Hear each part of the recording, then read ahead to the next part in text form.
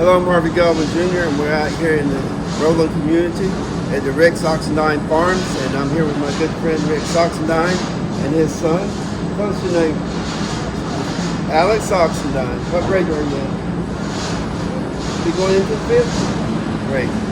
So this is a family-owned and operated farm, and I was just wanting to do a little bit of history today, and I was talking to Miss Tasha, and we want to take you back to tobacco cropping days. I've talked to so many people my age and younger who grew up in the fields of harvesting tobacco here amongst the Lumbee Nation, but it's a different operation today. And I wanted to ask Mr. Rex, tell us, and thank you so much for this beautiful tobacco. That is just so beautiful and in total, complete order. And I also want to thank you for your contribution of tobacco to Western tribes and tribes across America that have used your tobacco for several years now, or many years, for their ceremonies. So thank you. It actually matches my shirt I wore today. I wasn't expecting that. But Mr. Rex, tell us how the process has changed from when you were a boy putting in tobacco and harvesting tobacco to what it is now. Well, we really went through a couple of different phases, from putting it on a stick, sewing it on a stick, putting it in racks, racking it at the barn, left racking it at the barn to put it in small boxes. Now we're going to the big boxes and an automated system where everything's measured, going in and coming out. Takes a lot less help to work a lot more tobacco. So today, in today's market, is this process that you do now is it a necessity? Could you make a profit by doing the old way of harvesting tobacco in today's world? If you sold it as a specialty tobacco, find a market for specialty tobacco. Some farmers have been practicing the organic tobacco. I think the labor and the weed control for a lot of them got too expensive to do it like that. The money was really good. So I think it would be kind of hard to do it any other way. I mean, this is mechanized as we get right here. And how many barns do you, they call these bulk barns? Tobacco bulk barns, yeah. How many do you have operating? Right now I got like 12 running. I got 3 to fill. We'll be running about 17, 18 barns. And how many acres of tobacco are you? I'm working about 80 acres. I'm really what you might say a small to medium farmer. A lot of the farmers now are working 250 to 400 acres. We have some that's working 800 acres. It just don't fit in with me. A lot of tobacco, a large acreage don't fit in with my process. Well, you had an option for a tobacco buyout years ago. Why did you keep farming tobacco? Well, everybody that farmed tobacco or had an allotment got a buyout. You could stay in it if you could get a contract. Some people didn't want to get the contract. Some people couldn't get the contract. At that time, I thought it was a specialty crop. I still think tobacco is a specialty crop. Like I was telling you before, a lot of the ones that got out of the tobacco in Robeson County went to chicken houses. The chicken houses is probably their specialty crop. So I would rather stay in tobacco than have chicken houses. How many pounds of tobacco are in this one barn? Well, you got 10 boxes with 2,000 pounds. That's 20,000 pounds. You'll take about, once it's cured out, you'll take 2,600 pounds out. And once you put it in the barn green, like you can see it right there, how many days does it take for it to actually cure out the way it looks like this? It'll take, some take 7 days. The upstalk tobacco take about 7 days. The lower stalk, you have to be more specific with how you go up with the heat. It'll take about 9 days. Now I can remember when I was a kid, my grandfather, one of my grandfathers, out on Moss Neck Road, he'd be beside the old barns with the kerosene oil, and he'd be out there at night and you could smell the tobacco curing all through the community, and it was like a sweet smell all during tobacco season. But he sat out there. So you were telling me earlier, you can actually control your tobacco's heat and everything from your cell phone if you're not here? Yeah, some of this row of barns right here, you can. You got computerized controls in the back of it, and you can program it into your phone. Where if you're gone for a day and you need to go up on the heat, or you can just program. You can look into your phone and tell you what the heat's on at that time. It's a lot different than sitting at the stick back of the barn waiting on moisture to come up. Right. So back in the day, you'd open up the barn and just let the air flow through it to get it in order. Get it in order. So now how do you get this in order? Well, we have so much packed into these boxes. You have to use the air, and a lot of times you want to take a good moist night or late in the afternoon after a rain, and use those fans to pump that moisture back through that tobacco. Right. So, Mr. Alex, what's your job? Come here so they can hear you better. Tell them what you do. We're the leaf loader. Lift loader. What does it do? It determines how much weight is in the box. And you have a constant eye on it. I saw you on your bicycle. Is that your mode of transportation to oversee things? Okay.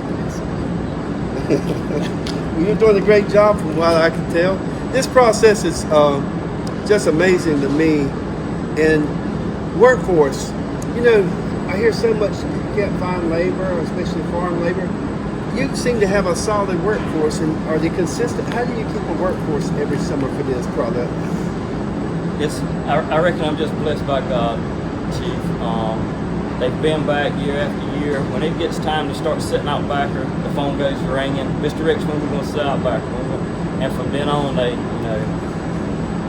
a lot of times in the past, I'd plant the greenhouses and I'd say, man, what's I going to do about getting labor? For the last 2 or 3 years, I hadn't worried about it. They've always come back. And I wasn't trading for nothing in the world. I got some of the best workers that you could ask for. Well, this is a Lumbee way of life, the life that you've chosen for you and your family and your son and probably your grandsons and great-grandsons to come. And I'm just humbled to be here today and see this process and for you to share it with us and take time out of your busy schedule. It's been non-stop since I got here. But is there anything about tobacco now, as far as selling it, is totally different? They don't have warehouses in Lumberton anymore, so how do you sell your tobacco? Well, like you were saying, back when they had the buyout, when they done the buyout, they got rid of the auction market. The auction market, you had the government support. So one thing, when they got out of the auction market, it made farmers have to grow better tobacco where they would buy it because you didn't have no support. So when you put your tobacco on the truck, you take it to market, where do you take it? Okay, they have what they call a buying station. You got 7 or 8 different companies that buy tobacco now. I sell with the co-op. I sell with Philip Morris. When you take it in, it's kind of like this here. It's automated. You unload the truck. It runs the bell through a light, detects the moisture. If it's too much moisture, they send it back. If it's not enough weight, they send it back. If it's too much weight, they send it back. Okay, and they determine on what they'll pay you for that tobacco. So that's the reason we've got to have some really good tobacco to get, paid for the work that you put into it. Like I say, there's no support, and you got a contract, but the contract say like with your X tobacco, which is what people know as sand lugs, you may make $1.20 a pound. You make $1.75 a pound. So it depends on the quality of the tobacco that you take in there. When I was a teenager in high school, I actually worked at one of the tobacco warehouses in Lumberton, jacking tobacco with Mr. Ned Sampson. So those days, yeah, those were some. You had a bunch of young men out there in the same crew, and you just lift those sheets every single day. It was a great thing to be doing and get paid to do in the summertime. But Chief, I think that's one thing that we're missing, especially in Robeson County, because way back when I was Alex's age, everybody worked on the farm. I think it was a good thing for the kids to work on the farm. That's the way I'm trying to bring him up. And now, it's hard to get somebody in the 12th grade or out of school, to come and do this. They're like, man, I can't take the heat. They don't know what they can take. But that's the one thing we're missing around here is the kids working. The government took that away from it. I think it was a good learning process. They made them money. They learned the fundamentals of having money, making the money on their own, buying what they wanted. And that's the one thing I think there is on the farm more than anything. We can't work kids anymore. And the families worked together, didn't they? They kind of helped each other. Families work together. I think when I was Alex's age, Daddy swapped with 2 other different farmers, and there was no labor having to be paid because Daddy took his kids, we put in for 2 days. They took their kids, we put in their backer for 2 days, and that's just the way it was. It's a long way from being that now. Well, I've talked about this over the last 5 or 6 years, but there's some old ways of the Lumbee way of life that we need to hold on to. Learning how to work and do a good job and work hard for a living and have an honorable living. Those are the things. That's one of the things we need to hold on to. And I'm just glad it's still alive here in Lumbee country. We started out, it was me and Daddy and Roger really kind of took over the tobacco part of it. Later on in Daddy's life, he was working about 80 acres, I was working about 80 acres, and Roger was working a couple of 100 acres, and he's still working a large portion of the tobacco. That's what he chose. He chose tobacco. He has hog houses. He was county commissioner, so I don't think he was quite dependent on the tobacco as much as I was.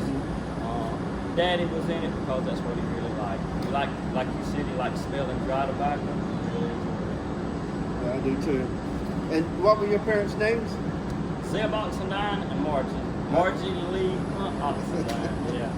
I think Mr. Zeb, they know his name. When you say that name, you only think of one person. Everybody knew him. That's Little Zeb. Little Zeb Zeb. Alexander. That's a strong name. Yeah. That's what I keep telling him. Yeah. And I took one of them the other day. The first box that come out of the barn, put it on his grave. Did you really? It's on his grave right now. Yep, sure it is. Wow. I know that put a smile on his face, and I'm sure it did. Talked to him. When I laid it on his grave, I talked to him. Got to. Yeah. You got to. I do something similar to that, not tobacco, but something else. I'm just, what does it take? I know it's going to dry out over time, but a lot of Lumbees have tobacco, and you see them in shadow boxes. People display it like a painting on their wall or something. Yeah. How can you keep it in order like this for as long as you can? It's hard to keep it in order and be able to visualize it. In other words, put it on a painting. I mean, put it on a wall and a picture frame. You see a lot of that done because it'll start deteriorating. Yeah. But believe it or not, you can take this and put it in a black trash bag. The last that you come and got from me, right, to send it to the Gathering of the Nations, I had kept that for 2-3 months. And you see how moist it was. That's all it takes. You pack it in a black plastic bag, and keep it tight, and it'll stay moist for right on. That's a good lesson for people that follow the powwow circuit and who do blessings for our people. That's a good lesson to know about handling tobacco. God bless you for what you're doing. I'm just so excited for you and your family, the production y'all are doing, and employing people. Let's not forget that. This is economic development still, agribusiness, employing people and getting paid to do a hard day's work. And I'm just happy that it's still alive. Yeah. People say it's hard work. You get to talking about tobacco, but for me, this is my work family. I enjoy working with them, and we all just kind of enjoy what we do. I guess that's the reason I've had them for so long. Let me first say, this is some beautiful tobacco.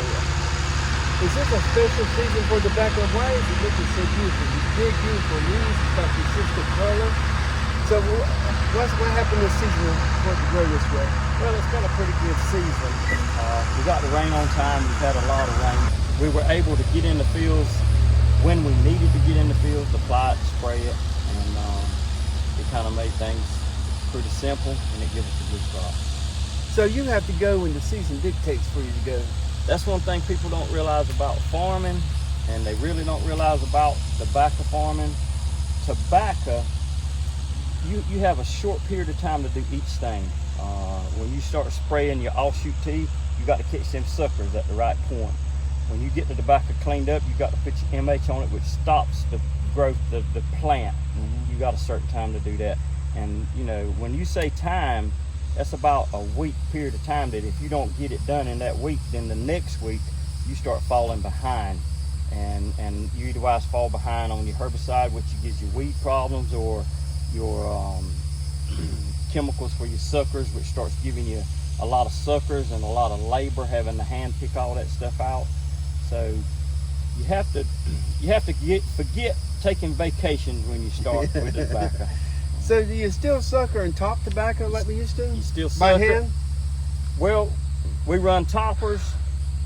Some tobacco, it's got to be uniform. All this tobacco's been uniform. It's been topped with a topper, but you still have to clean it up by hand.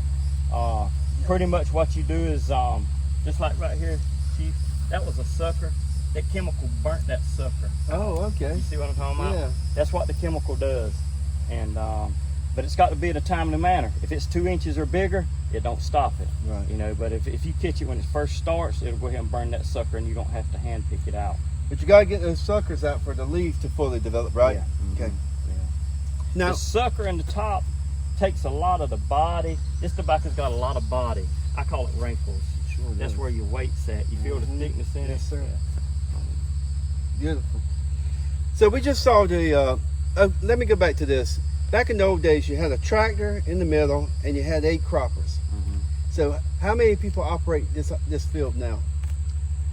Well, I think I can feel that tar getting on my fingers just by yeah, touching. it's full of gum. It's full of gum. I think back in the day we could do about 6 acres with eight hand croppers, and these guys started right after lunch, and they've already done 12 acres, maybe a little more than 12 acres, and it's only 2 of them.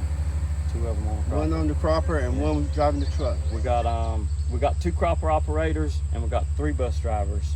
What we try to do is keep a bus at the barn, a bus on the road, and a bus in the field, and it usually works out pretty good. Now, how does that bus work? Where did that idea come from? They started out with trailers. Because that's a school bus, right? Yeah. They started out with trailers, and the trailers got so complicated trying to pull them to the field. They were so long and everything. Somebody somewhere come up with the idea of taking that same bed and putting it on a bus, truck, whatever you need to transport it. Everybody got attached to the school buses because you could buy them used cheap, and they run good. They cheap on fuel. They're very dependable. And what you see for the future?